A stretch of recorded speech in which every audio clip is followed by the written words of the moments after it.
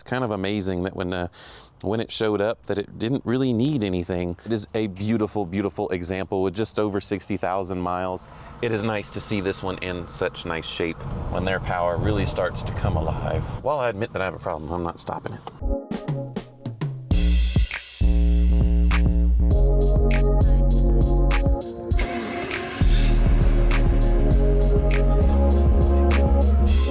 Hey everyone, and welcome back to DC MotorWerks. My name is Cameron, and we are back with one of my favorite cars of all time, the 129 SL, the one that is everything about DC MotorWerks. And this is my favorite of the 600 model range, being from 96 to 98. So kind of the, what we call the third series of the 129, being the two-tone perforated interior and just a couple other things that make this era of 600 super special. And this one I love specifically because of its color combination, and it is this beautiful polar white with the kind of two-tone mushroom and parchment interior, if I remember the colors properly. But it is also equipped with the elusive panoramic hardtop, and I love the panoramic hardtops on the light colored cars because you can definitely tell with the black center there that this is a pano roof car. And while not being a sport package, which is nice because the bumpers do not fail in the same fashion and so hard to repair like they are on the sport package cars, it is equipped with 18-inch wheels from a next generation 230 chassis SL, which look just the part on this car. I think they look great because the non-sport wheels of this time period weren't exactly the best looking wheels. So this is a very welcome thing to see.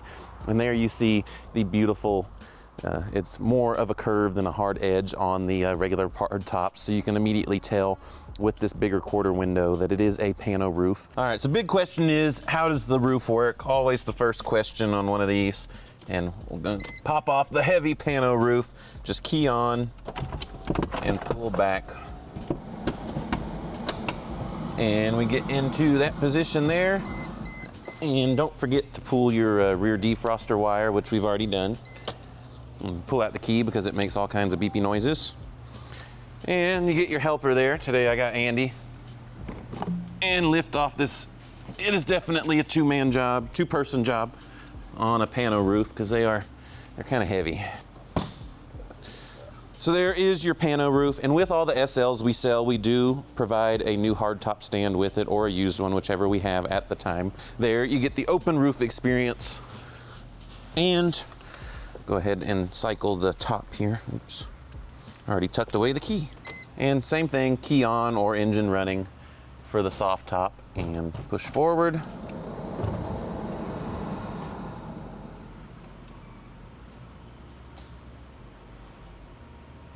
And just look how nice of shape the framing and everything is. No corrosion or anything. You gonna be my Vanna White, Andy? No corrosion.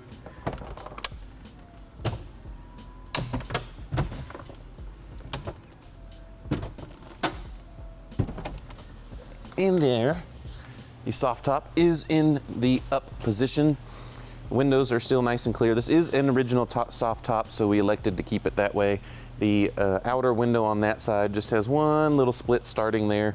But like I said, since it's original, we wanted to keep it that way because the rest of them are in great shape. There's still plenty of service life left in it. No tears or anything like that.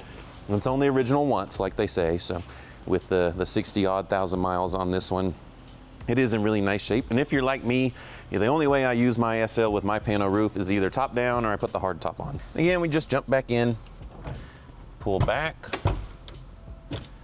And here we'll show you, if we stop in this position, this is what I call service position, so that we can see all of the soft top cylinders, and you can see that Andy was holstered with my light. Look at that.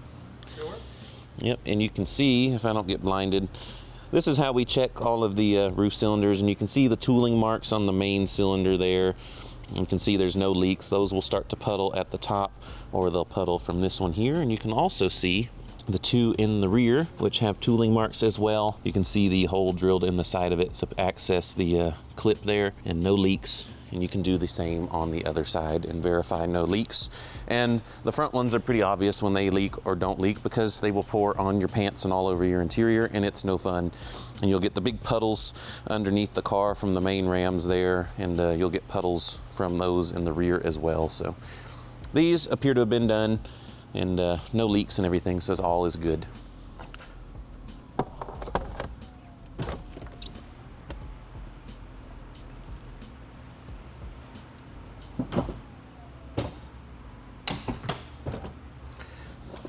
And now you grab your Vanna White again and pop this heavy guy back on. And again, start with the rear, and it is a team effort. I'm gonna watch his pin. Good. Forward. And if you watch each other's through the glass, you'll never scratch up your deck lid or any of that. And once in this position, you just hit the button again.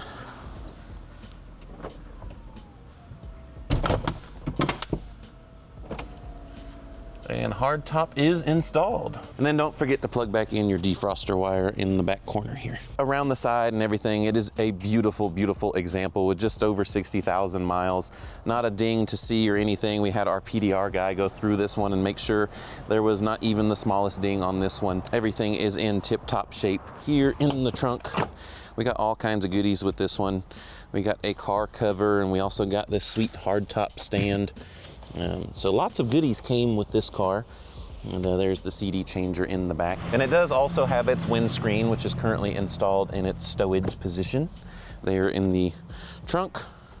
And there's the 600 badge to know that you spent up and bought the big boy. But if you come around the side here, you can see just the small other little hint that this is the big one with the 12 cylinder, is you get the V12 badge there above the fender vent. Now let's go ahead and look at that V12 because it is really an art piece. Oh, and just listen to the way that door closes. Cars just aren't built like this anymore, even by Mercedes themselves. And there is the 6-liter M120 V12 that they ran for many years and was even in the Pagani Zonda for many a year. And we've installed a new hood pad on here. And that's about all we had to do to this car. It's kind of amazing that when it showed up that it didn't really need anything. Always a welcome thing to see. I think it had new control arms and some other stuff that was a bunch of work that was already recently done. Carfax is full of stuff as well, which we can put some maybe screenshots of that in there. We've got some nice Cosmoline coating still floating around, which is the anti-corrosion coating that they put on the cars at the factory. I hope it comes through on camera in this afternoon sun here, just how beautiful this car is. You can see the wood steering wheel poking out there, but with that said, let's go ahead and jump in and we'll enjoy this beautiful interior and go for a drive. Really is an unmistakable startup sound, the smooth startup of a V12. So welcome in to the beautiful interior of the SL600. Like I said, the 96 to 98 cars got the exclusive leather in the two-tone treatment with the perforated centers, which I think is the best way to enjoy one of these. The 99 to 02 cars got a soft grain Napa leather with no perforations, and while beautiful in and of themselves, they tend to get hotter, and I really just love the two-tone interiors, which carries to pretty much everything in here. It just kind of breaks it up and makes it look just that much more special, because you do get the extended wood trim on the 600s and all of the stitching on the dashboard and the A-pillars and the extra stitching on the door panels as well. And all of this is in beautiful shape. You can just see how lustrous the wood trim is, and there's not really any cracks. I know there's a little one here, and especially on the steering wheel here, not a crack to be seen, and just no wear at all to the graining on the steering wheel. It is in wonderful shape, which at 62, just almost 63,000 miles, it should be. And really, this passenger seat looks like no one's ever been in it. It is still nice and taut. Pretty amazing. Both of our mirror covers are still intact. Some of the normal 129 stuff, especially with a pano roof, these always crack. But again, especially with the pano roofs, because of all the additional sun exposure, it is nice to see this one in such nice shape. And as is popular with a lot of older Mercedes models, are the nice cocoa mats in here, which are super popular. And it does also have the factory carpets underneath there. So, you know, someone really cared about this car a lot, and it definitely shows. And there you've got your sweet V12 badge on your shifter. Just one little more reminder to let you know that these were like an extra $40,000 in period to step up to the V12. So here we are driving the SL600, and the most immediate thing you always notice when getting into a 600 car is just how smooth everything is. You know, whether it's the power delivery of the engine or the suspension being the hydraulic suspension, it really is a serene experience. And of course, have a look at the pano roof up there. There was a reason this was such an expensive option, and it is a wonderful, wonderful thing. And you do have the sunshades back there. They don't always work the greatest. The springs that reel them in always get weak on the pano roofs, but I like to leave them open. These do work though, because if you really went and spent up for the pano roof, why would you not want it to be open, right? But we got the automatic climate control at the 72 degrees here. You can see a neat trick with this is if you're on a different temperature and you say you get too cold or you just want that nice perfect temperature, if you hit both buttons at the same time, it automatically goes to 72 degrees. And that is really just the ideal temperature. You can just drive along with just a couple fingers, but they are still sporty at the same time. You get the nice near 400 horsepower of the M120 V12. And really where they shine is like 60 to 80 miles an hour and up, when their power really starts to come alive. And this one's still nice, tight, sharp handling. And you can also hit the ADS Sport button there to tighten up the dampers even more if you're on a mountain run or just like it to be a little more taut on your drive. Just love 129s because they're great as a daily driver. They're great for a weekend cruiser. They just do everything really well. They have a usable trunk, unlike their replacement, the R230. And it's the swan song of the M120 V12, which really is legendary in its reliability and its power output and everything. People always like to say the V12s aren't reliable, but really these later M120s are just, especially the engines as a core themselves. Occasionally they have issues with the mass airflow sensors and, some little things here and there. But as a whole, the engines hardly ever have mechanical issues. Never had to put timing chains in them. Even in my personal car at 183,000 miles, I had the valve covers off and resealed, the front of the motor and everything, the front timing covers. And it looked like brand new in there. And there was no slop in the timing chain or anything. They really are overbuilt engines. But with that said, let's have a listen.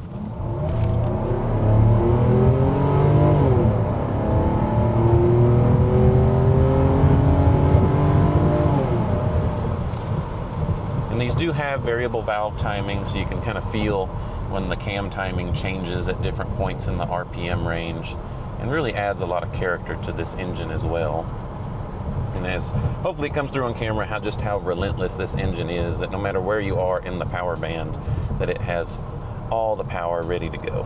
This one is on Continental Extreme Contact DWS tires, one of my favorite tires in the industry. No, we're not sponsored by that, but they are one of my favorites, and we put them on a lot of cars. They're quiet, they have a lot of grip. They last a good long time, even on staggered setups like this. Really just an all-around good tire. And everything in here just works. Everything's in great shape, all the buttons and everything. It was just a time when Mercedes build quality was bar none. You can see you got your old school telephone. I still wish I could make those work, but they are the old analog signal system, whereas everything now is digital, down to your original radio. And I really like these lighter interiors on the 600s. It just really feels like a special place to be with all the stitching and everything, even down to the sun visors. You get stitched leather. But hey, they had to do something to make you spend up that extra $40,000, right? This one is even original down to its windshield, has the original Mercedes glass. So it's just nice to see all of that stuff. There's your telephone there in the center console. And again, like I said earlier, the extended wood trim. And this one, being a later 129, actually has cup holders.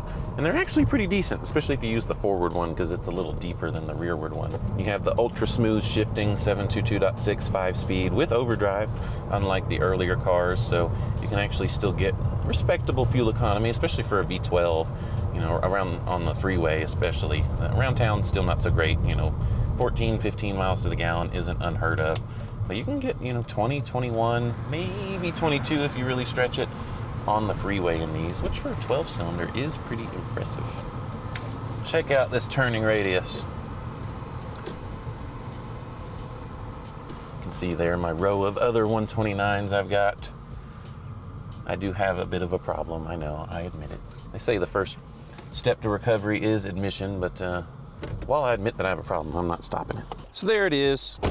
Our 97 SL600 with the pano roof. Hopefully you get to hear that last door shut there and just how solid it is. I hope you all enjoy these as much as I do. It is a wonderful example, and we look forward to seeing where it ends up, because it is live, no reserve, on Bring a Trailer. And remember, if you like what you see here at DC MotorWerks, like, subscribe, hit that bell icon. We really do appreciate it, as we enjoy sharing all of this with you, and we look forward to seeing you on the next video.